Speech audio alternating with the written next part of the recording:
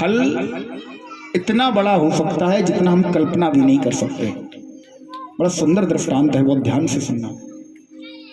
एक नगर में एक सेठ रहता था। सेठ के पास पर्याप्त मात्रा में समुचित धन था। उसका एक भाई था जो महाराज कुसंग में पड़ा हुआ था। सेठ जी बड़े ही धर्मात्मा, संतों का बहुत आदर करने वाले। संत अगर दरवाजे से निकले तो तुरंत बुलाकर घर पे बिठाएं, बिना भोजन कराए, बिना दक्षिणा दे तो जाने ही ना दें। एक दिन एक संत भगवान का आगमन उस नगर में हुआ। सेठ जी के दरवाजे से संत भगवान जा रहे थे। सेठ जी ने बुलाया संत भगवान को, सुंदर आसन दिया, आसन पर बिठाया। तब तक जो सेठ जी का भाई था, जो महाराज कुसंगी था, जिसने कभी अपनी जबान से राम नाम तो छोड़ो, किसी के लिए अच्छे शब्द भी नहीं निकाले, वो व्यक्ति घर में प्रवेश करता है। सेठ जी ने हाथ जोड़े, बोले संत भगवान हमें और कोई चिंता नहीं है, केवल हमें एक चिंता है कि हमारा जो ये भाई है ना, इसने अपने मुख से कभी भी राम का नाम नहीं लिया, इसका क्या होगा। संत भगवान ने कहा इस व्यक्ति को मेरे सामने बुलाओ, शायद एक बार राम का नाम ले ले। सामने बुलाया गया। संत भगवान ने कहा बेटा एक बार राम कहो। इसने कहा नहीं। संत भगवान ने फिर से कहा बेटा तुम्हें हमारी सौगंध है, एक बार राम कहो। ये बोला नहीं कहेंगे। संत भगवान में और इसमें बहुत देर तक बहस होती रही। ये बोला हम नहीं कहेंगे। संत भगवान ने कहा क्या नहीं कहोगे। बोला हम राम नहीं कहेंगे, हम राम कह ही नहीं सकते। भगवान ने कहा ठीक है तुम जाओ, काम हो गया। एक बार संत भगवान ने इसके मुख से राम शब्द निकलवा दिया। जिस समय ये अपना शरीर पूरा करके महाराज यमलोक में पहुंचा, चित्रगुप्त ने इसकी बही खोली। यमराज ने पूछा बताओ इन भाई साहब के कितने पुण्य हैं, कितने पाप हैं। बोले महाराज इन्होंने जीवन भर पाप ही किया है, एक पुण्य है छोटा सा। बोले क्या है। एक बार अपने जीवन में इन्होंने राम नाम का शब्द अपने मुख से निकाला। यमराज ने पूछा अच्छा तुम ये बताओ पहले क्या भोगोगे, अपने पुण्य का प्रभाव अथवा पाप का। इसने मन में विचार किया देखो पाप का तो भोग नहीं है, जिंदगी भर पाप ही किया, पुण्य तो हमने किया ही नहीं। एक बार राम नाम लिया है हमने। यमराज ने कहा लिया है तो उसका फल तुम्हें दे दो। यमराज ने कहा क्या लेना चाहते हो। बोला महाराज लेना नहीं चाहते, जो तुम्हारे यहाँ नियम हो, जो फल एक बार राम नाम लेने का मिलता हो वो दे दो। यमराज ने कहा ये कोई बात नहीं हुई, ऐसा कोई फल थोड़ी ना मिलता है, तुम बताओ तुम्हें क्या चाहिए। नहीं महाराज जो फल मिलता हो। चित्रगुप्त से कहा अच्छा एक काम करो बही में देखो कहीं राम नाम लेने का फल लिखा है। चित्रगुप्त ने पूरी बही आगे से पीछे खोल डाली, कहीं नहीं लिखा। यमराज ने कहा चित्रगुप्त में पता है। बोले महाराज हमें पता भी नहीं है। यमराज बोले देखो एक बार राम नाम लेने का फल तो हमें भी नहीं पता क्या मिलना चाहिए। यमराज ने कहा उस व्यक्ति से अच्छा ऐसा करो ब्रह्मा जी के पास चल रहे, उन्होंने तो इस विधि को बनाया है, इस विधाता है वो, सारी सृष्टि रचना उन्होंने की, उन्हें पता होगा। वो व्यक्ति बोला देखो हम जाएंगे कहीं नहीं, हम यमलोक में आए हैं, हमें जो भी फल मिले यहीं ला कर दो। यमराज ने हाथ जोड़े, बोले प्रभु भैया हम तुम्हारे चरण वंदना कर रहे हैं, एक बार ब्रह्मा जी के पास तक चले चलो। बोला ठीक है चलो तुम इतना कह रहे हो चलता है। गए ब्रह्मा जी के पास, ब्रह्मा जी से पूछा प्रभु हे विधाता ये बताओ एक बार राम नाम लेने का फल क्या मिलता है। ब्रह्मा जी बोले ये तो हमें भी नहीं पता आज तक, राम नाम लेने से फल क्या मिलता है। बोले फिर। बोले एक काम करो भोले बाबा के पास जाओ, वो दिन रात राम राम राम राम राम राम दिन रात रखते हैं। भोले बाबा बोले हाँ। वो व्यक्ति बोला देखो अब हम कहीं नहीं जाने वाले, तुम यही करते रहोगे, दिन भर हमें घुमाओगे यहाँ से ब्रह्मा जी के पास, फिर भोले बाबा के पास, फिर कहीं और, हम कहीं नहीं जाएंगे, दुकान पर नहीं भटकेंगे, जो फल मिले यहीं ला कर दो। अब ब्रह्मा जी बूढ़े बुजुर्ग आदमी बोले देखो बेटा एक बार हमारे कहने से चलो, फिर तुम कहीं मत जाना। बोले देखो बाबा हम आपके कहने से जा रहे हैं। बोले हाँ एक बार। भोले बाबा के पास आए, भोले बाबा से पूछा बाबा ये बताओ एक बार राम नाम लेने का फल क्या है? भोले बाबा बोले देखो ये तो हमें भी नहीं पता। क्यों? क्योंकि प्रभु ने स्वयं कहा है कर्मण्येवाधिकारस्ते मां फलेषु कदाचन। बोले तुम कर्म करो, फल की इच्छा क्यों करते हो? इसलिए हमें नहीं पता। यमराज ने कहा बाबा तुम तो दिन रात राम राम राम राम राम राम रटते रहते हो। बोले रटते रहते हैं लेकिन फल हमें चाहिए ही नहीं, जो मिले वो अपने आप मिल जाएगा, हमें पता ही नहीं है क्या फल है। बोले अब क्या करें? अब ये कहीं जाएगा भी नहीं, ब्रह्मा जी के कहने से यहां तक तो आ गया। बोले राम जी के पास ही ले चलो, वही बताएंगे एक बार राम नाम लेने का फल क्या है। इससे कहा भैया, भोले बाबा ने कहा देखो एक बार और, थोड़ी दूर और है, थोड़ी दूर चले चलो। बोले नहीं अब नहीं जाएंगे, बहुत कहा नहीं माना। बोला फिर क्या करें, फल तो ऐसे देना पड़ेगा, अन्यथा हमारा विधि का विधान गलत हो जाएगा। एक काम करो पालकी मंगाओ। पालकी में इस व्यक्ति को बिठाया, मोटे ताजे ब्रह्मा जी आगे लगे, पीछे भोले बाबा और यमराज। पालकी उठाए, पालकी में ये व्यक्ति बैठा और चला जा रहा है भगवान के पास। भगवान के पार्षदों ने देखा, दौड़कर गए प्रभु के पास। बोले प्रभु हमें लगता है कोई बहुत बड़ा भक्त आ रहा है, बहुत बड़ा भक्त। बोले क्यों? बड़ा भक्त क्यों आ रहा है? बोले महाराज बड़ा भक्त नहीं है तो क्या है, जिसकी पालकी भोले बाबा ब्रह्मा जी और यमराज उठाकर ला रहे हैं ये कोई साधारण व्यक्ति है, बहुत बड़ा भक्त है। पहुंचा राम जी के पास, राम जी से भोले बाबा ने पूछा, बोले प्रभु इस व्यक्ति ने आपका नाम एक बार लिया है, ये उस फल को जानना चाहता है कि एक बार राम नाम लेने का फल क्या मिलता है। प्रभु ने कहा निकालो बाहर, सामने खड़ा करो। सामने खड़ा हो गया, हाथ जोड़े। बोले क्या जानना चाहते हो? बोले एक बार आपका नाम लेने का फल। प्रभु ने कहा इससे बड़ा फल और क्या चाहिए तुझे? मेरे सामने खड़ा है ब्रह्मा विष्णु महेश यमराज, तेरी पालकी उठाकर लाए, तू मेरे सामने खड़ा है और इससे बड़ा फल तुझे क्या चाहिए एक बार राम नाम लेने का? इतना प्रभाव है महाराज एक बार राम नाम लेने में। आज अजामिल का उद्धार हुआ। आगे परीक्षित जी कहते हैं प्रभु आपने हमें भगवान की सुंदर सुंदर गुणानुवादों को सुनाया, अब हम आपसे एक प्रार्थना करते हैं प्रभु। कथितो वंश विस्तारो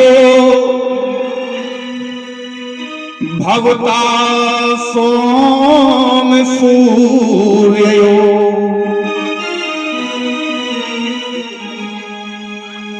कथितो वंश विस्तारो भवता सोम सूर्यो। बोले हे प्रभु, हे गुरुदेव भगवान, मुझे वंश का विस्तार सुनना है। कौन से वंश का? भवता सोम सूर्यो, सोम वंश अर्थात चंद्र वंश का मुझे विस्तार सुनना है। उसके पहले सुखदेव जी कहते हैं राजन, बहुत सुंदर तुम्हारा प्रश्न है, जन कल्याणार्थ जन मंगलार्थ तुम्हारा प्रश्न बहुत सुंदर है। तुम ये भी जानते हो तुम्हारे पूर्वजों के सबसे हितैषी, तुम्हारे पूर्वजों की पग पग पर रक्षा करने वाले मुरली मनोहर माधव श्याम सुंदर कन्हैया इसी वंश में आए। लेकिन जिन महापुरुषों को ये सौभाग्य प्राप्त हुआ, जिनके यहाँ वो पुत्र बनकर आए, वे कौन है जानते हो? तो ब्रह्मा जी के पुत्र मनु और शत्रुपा जी ने जिस समय तपस्या की, तपस्या किसकी की? अच्छा, यहां पर आप सभी लोग आज तक यही मानते आए होंगे, एक बहुत बड़ी बात बताऊं आपको, कि हमारे ठाकुर जी विष्णु का अवतार है। यही मानते आए ना? कितने लोग मानते हैं कि ठाकुर जी विष्णु का अवतार है? कोई नहीं मानता।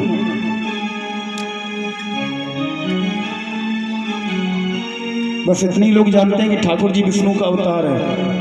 तो किसका अवतार है भाई? ठाकुर जी विष्णु का अवतार नहीं है, ठीक है। रामचरितमानस अगर रखी हो घर में तो बाल कांड के 99 नंबर दोहे से लेकर पढ़ लेना, जहां पर मनु महाराज और शत्रुपा मैया का प्रसंग है, जिस समय तपस्या करने गए। समझाए हम देते हैं, पढ़ आप लेना जाकर। मनु महाराज और शत्रुपा मैया जिस समय तपस्या करने गई, महाराज दस सहस दस ठाड़े दो, 10,000 वर्षों तक दोनों पैरों से एक पैर से खड़े होकर तपस्या कर रहे हैं। इतना कठिन तप की पृथ्वी डोलने लगी। विधि का सिंहासन, विधि माने होता है ब्रह्मा, हरि माने होता है विष्णु, विष्णु का क्षीर सागर में हिलोरे उठने लगी। हर माने होता है भोले बाबा, कहते हैं ना हर हर महादेव, भोले बाबा। भोले बाबा का कैलाश बोलने लगा। ब्रह्मा जी के मानस पुत्रों का सबसे कठोर तप। वहीं चौपाई में गोस्वामी बाबा ने लिखा, जब ये तीनों के सिंहासन डोलने लगे ना, तो ये तीनों कौन? बोले विधि हरि हर आए बहुबारा। कौन आया? विधि माने ब्रह्मा, हरि माने विष्णु और हर माने भोले बाबा। बहुबारा, बहुत बार आए। लेकिन मनु और शत्रुपा जी पर इनसे बार बार कहा, हमसे वरदान मांगो। बर लालच दे परम लुभाए। वरदान का लालच देकर इन्हें लुभाना चाहा, लेकिन परम धीर नहीं चलही चलाए। मनु और शत्रुपा जी परम धीर हैं, मन में धीरजता है, मन में संतोष है। ब्रह्मा विष्णु महेश तीनों की आवाज से इन पर कोई फर्क नहीं पड़ा। शरीर तो मानो ऐसे हो गया, चौपाई लिखी है, अस्थि मात्र तन रहे शरीरा। केवल हड्डियां बची शरीर में, सब कुछ खत्म, सूख गए। इतना कठोर तप।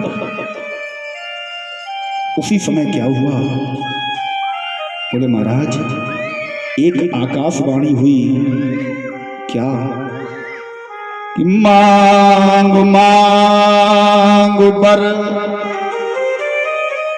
भई नभवानी। आकाशवाणी हुई, मांग मांग बर, मुझसे वरदान मांगो, मुझसे वरदान मांगो। ये आकाशवाणी किसकी है? पूर्ण ब्रह्म की। पूर्ण ब्रह्म, आदि शक्ति, उसकी आकाशवाणी हुई महाराज। जैसे ही आकाशवाणी हुई, उस आकाशवाणी अर्थात केवल पूर्ण ब्रह्म की आवाज, ध्वनि, वाणी का इतना प्रभाव, जैसे ही वो वाणी श्रवण रंध्र नभते और आई, जैसे ही वो वाणी कानों के रंध्रों से होते हुए श्रवण रंध्र नभते और आई, और माने हृदय में जैसे ही वो वाणी आई, क्या हुआ? जिनका शरीर केवल अस्थि मात्र का रह गया था, हस्त पोस्ट गन गिरा सुहाए, मानो अवही अवनित आए। शरीर एकदम से हस्त पुष्ट हो गया, जैसे मानो अभी अभी भवन से चल के आए हो। केवल वाणी का प्रभाव। वर मांगने के लिए आकाशवाणी हुई। मनु और शत्रुपा जी ने आवाज लगाई, देखो वरदान तो अभी नहीं मांगेंगे। बोले क्यों? बोले हमारे सामने तो आओ। अब हो कहां? फिर आवाज आई, तो देखो आप कह रहे हो हमारे सामने आओ, लेकिन हम तो निराकार हैं, हमारा तो कोई आकार नहीं है, कोई स्वरूप नहीं है, हम आपके सामने आए कैसे? ब्रह्म का क्या स्वरूप है? बोले बिनु पग चले सुने बिनु काना, बिनु पग चले सुने बिनु काना, पर बिन कर्म करे विधि नाना। बिन पग सुने बिने जग गाना, बिन पग सुने बिने जग गाना। बिन पग चले सुने बिनु काना, कर बिन कर्म करे विधि नाना। कर्म च कर्म करे विधि नाना।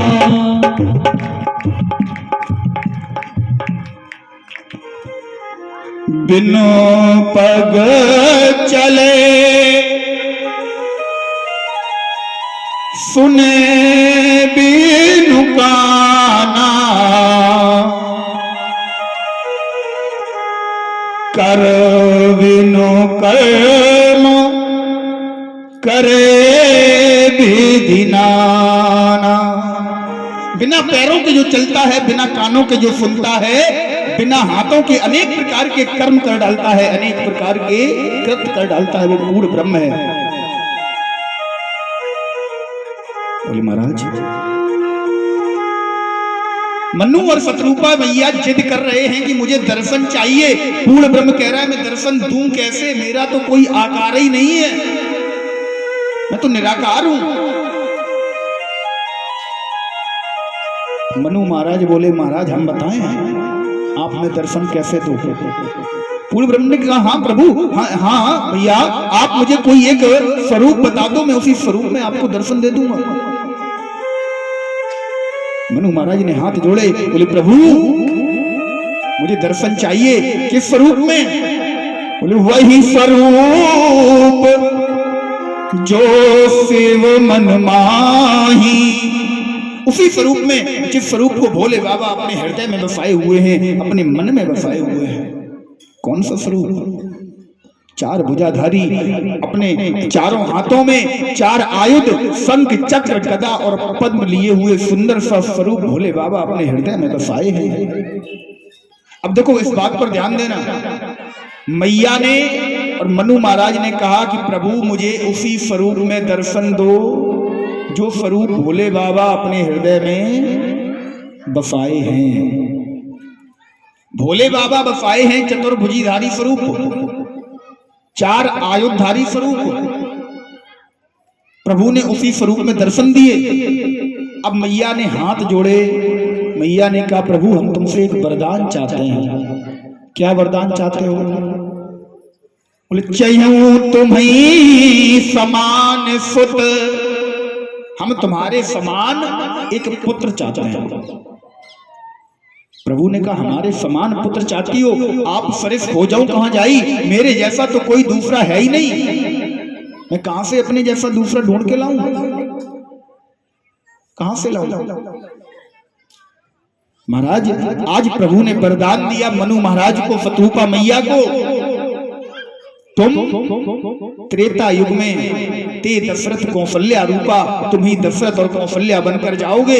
अनशन सहित लीन अवतारा, हम तुम्हारे यहाँ अपने अंश ब्रह्मा विष्णु और महेश के अंशों के सहित अवतार लेंगे। राम जी पूर्ण ब्रह्म का अवतार हैं, हमारे ठाकुर कन्हैया हमारा कृष्ण पूर्ण ब्रह्म का अवतार है। ये ब्रह्मा विष्णु महेश इनके अंश हैं, ये पूर्ण ब्रह्म नहीं है।